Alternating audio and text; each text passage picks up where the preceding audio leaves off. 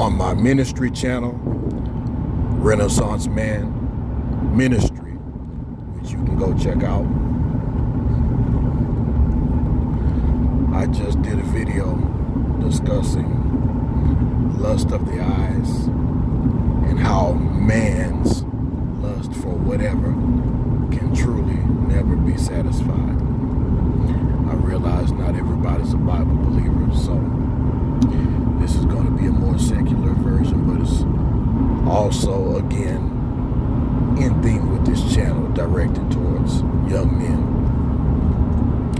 I remember when I was a kid, I had my struggles just like any other young man, and I won't go into detail in particular, but I had just certain desires that, especially with this newer generation, and I think you know where I'm going with this, everything you see on Instagram and the way that society is driven to have everything right now and for children to be adults and have adult based conversation and actions. I just had, and let's be realistic, society back then told men, hey, you weren't a young man, you weren't manly if you didn't do certain things and pursue certain activities. But all things have to be done in moderation. You can overdo anything and you can turn something positive into a negative by over pursuing. You have to know when to stop. You have to know when to draw the line and where to have some self-control. Now, for young men in the 21st century, 2022, here's some issues that I would see that young men may want to consider. Not want to consider. You need to address these issues, but the first one, of course, is going to be the desire and lust for having sex at an early age and interacting with the opposite sex that way. In doing so, you can deplete your body, deplete your mind, deplete your time that you have throughout the day for temporary pleasure during a crucial time in your life, whether you're a teenager in your young 20s, early 20s rather. Time that you should be developing yourself. Time that you should be learning yourself. Time that you should be using to develop skills and to find your place in the world and enjoy the last bit of innocence that you have, because once you become a full-blown, full-fledged man, you learn that the world is not a friendly place, and life becomes a lot more serious, although granted you do need to start becoming more serious, but again, moderation is key. But hey, if you spend all your time chasing the company of the opposite sex, you can become a man who's achieved very much, and there's lots of it on YouTube with these men who tell you, hey, chase women, dating coaches, here's what you do to get a woman, here's what you do to sleep with a woman tonight, this is why you aren't getting hot women. And okay, yeah, there's an art and science to it, and you're going to want some female company, but you can't make your whole life revolve around that. You'll be a broke man with a lot of females, and as you get older, females ain't looking at your looks anymore. They're not looking at your physique anymore. They are, but they'll treat you like a play toy. At that point, you have to perform, and you have to have something if you want a woman long term. Now, this generation is a little bit different as far as using each other for play toys, but if you want something permanent, you want a stable life, you want a stable situation for your children, then performance as a working male is going to matter. If you spend all of your teen years doing too much much chasing of the opposite sex, you can bring yourself to ruin at a very early age. And we're just talking about more of the time factor. I hadn't even gotten into early pregnancies, STDs, so forth and so on. But at one point, you need to tell yourself, okay, either A, I'm too young for this, and I do advocate for abstinence until marriage.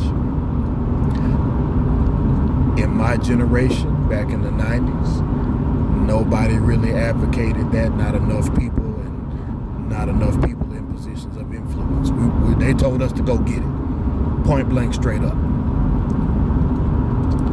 I'm telling you, hey, you can wreck your life. You can turn it into a train wreck very early on by trying to step out of your lane as a young man, as a child, as a adolescent, jumping into grown man territory. That can become a spiritual issue. But think about this. You bring a child into the world while you're still a child. And I understand historically those ages could range, but we're talking about American society. You bring a child into the world while you're still a child. You're setting that kid up to have a hard life, and you're making your life more difficult, because they aren't cheap if you want to raise them right. And then the likelihood that you're dealing with another young female is very likely. But if you're dealing with a grown woman who's reaching down to get you as a teenager, that's another set of problems. But in your 20s or in your young adulthood, okay, you're free to do as you like, but that's the time when you need to be working on a craft, perfecting a craft, whether it be a trade, college, or you go straight to work, or whatever the case may be. That's not when you don't need to be overindulgent in the opposite sex. But what are some other things that young men can overdo? These video games. Good God Almighty. And I have this conversation with my son every now and then. I just say, hey, turn it off, read a book, go lift some weights, go jog, go exercise, let's do something. I keep him involved in sports. When he's with me during the summer, I make sure he's pursuing his academic curriculum for the next year.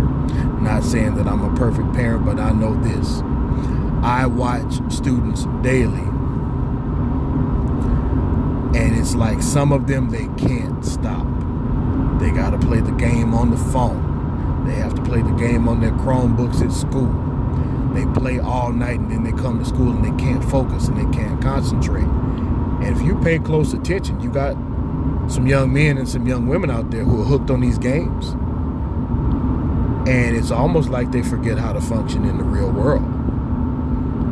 I watch them when they're tuned into this game on their computers at school they're supposed to be using for their schoolwork. You try to snap them out of it. What'd you say? It's like they can't even speak English for a little while when they come out of that virtual reality world.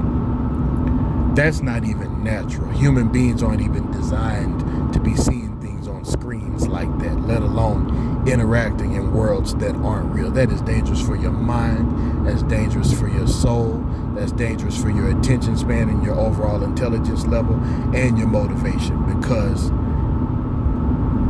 if you spend all your time in the virtual world achieving, what are you achieving in the real world? Now, if you're learning to code and design the games, okay, well, you know what? You can make a living from that. I get that. But just playing games and you're overindulging in the games, you can get yourself off track. And it's not a quick ruin. It's a gradual ruining of a young man. Be careful in those virtual worlds with those games. Last thing, because overall you can chase anything too much and too fast and too often. Look, when we were kids, hey, we had fist fights. Somebody made the wrong joke or made too many, or, this whole bullying thing. We didn't really have bullies. I mean, I'm not advocating violence for anybody at all, but ain't nobody get bullied. We just punch a bully in the face. Stop playing with me. But okay. Now you have these situations where young men, they can't stop these battles, whether it's repeated fist fights or whether it's getting to the point where they're shooting at each other. And you better not dare try to make it like it only happens in black neighborhoods, because we just saw the shooting in Uvalde, Texas, and we just saw the white supremacists shoot a gun to Buffalo and kill a bunch of black folks. So, you know, you hear a black man speaking. Yes, I'm speaking on violence in schools and with young people, but don't ever try to come here or within my presence and make it like, well, what about black on black crime? Hey, people of whatever type of culture that they belong to, they have skirmishes and they have disagreements amongst each other. Get that straight. Now, with that being said, these days you have young men who go on these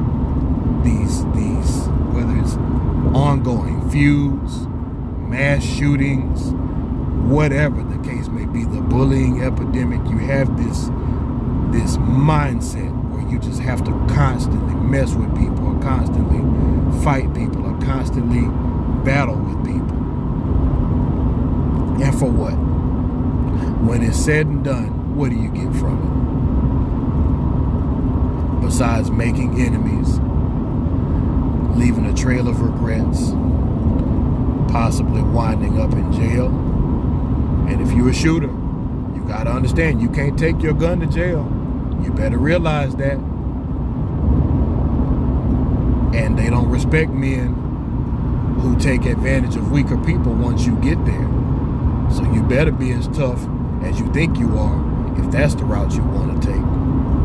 And then there's that old grave. You wind up there and it's over with. And whether you believe in God or not, you're going to find out if he's real once you close your eyes and cross over. Because once you cross over, ain't no coming back. Learn when to leave well enough alone. You've probably heard somebody older in your family say you got to know when to hold them and know when to fold them. That's a term from playing poker, to know when you need to play a hand versus when you need to fold it and take a loss for less money. But at one point or another, a person has to say, that's enough. Learn when that point is. Renaissance Man Education. Thank you for listening. Like, share, and subscribe if the content means something to you. You never know. It just might help somebody else.